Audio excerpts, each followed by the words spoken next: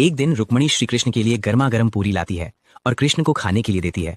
जैसे ही श्री कृष्ण पूरी को खाते हैं, पूरी गर्म होने की वजह से उनका मुंह जल जाता है और उनके मुंह से राधा शब्द निकल जाता है। राधा शब्द सुनते ही रुक्मणी श्री कृष्ण से पूछती हैं, हे नाथ, एक सवाल हमेशा मेरे मन को चीरता रहता है।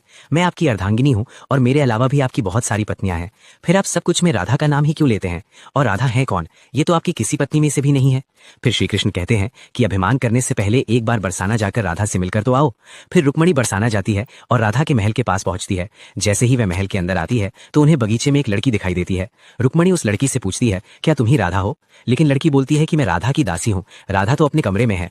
तभी रुक्मणी राधा के कमरे की ओर जाती है और सोचती है कि उनकी दासी इतनी सुंदर है तो राधा कितनी सुंदर होगी। तभी रुक्मणी राधा के कमरे में पहुंचती है और राधा को देखकर चौंक जाती है और कहती है, क्या तुम राधा हो और तुम्हारे चेहरे पर यह जला हुआ दाग क्यों है? तभी राधा कहती है, किसी ने मेरी कृष्ण को गर्म चीजों से दाग दिया है, अगर उसे पीड़ा होती है तो मुझे भी।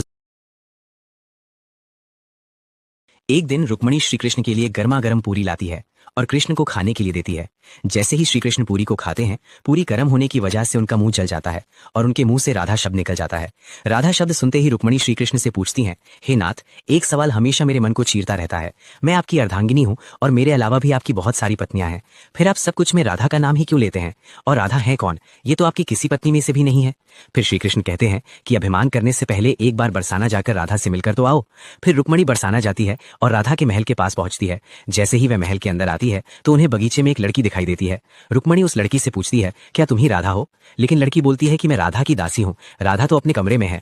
तभी रुक्मणी राधा के कमरे की ओर जाती है और सोचती है कि उनकी दासी इतनी सुंदर है तो राधा कितनी सुंदर होगी। तभी रुक्मणी राधा के कमरे में पहुंचती है और राधा को देखकर चौंक जाती है और कहती है, क्या तुम राधा हो और तुम्हारे चेहरे पर यह जला हुआ दाग क्यों है? तभी राधा कहती है, किसी ने मेरी कृष्ण को गर्म चीजों से दाग दिया है, अगर उसे पीड़ा होती है तो मुझे भी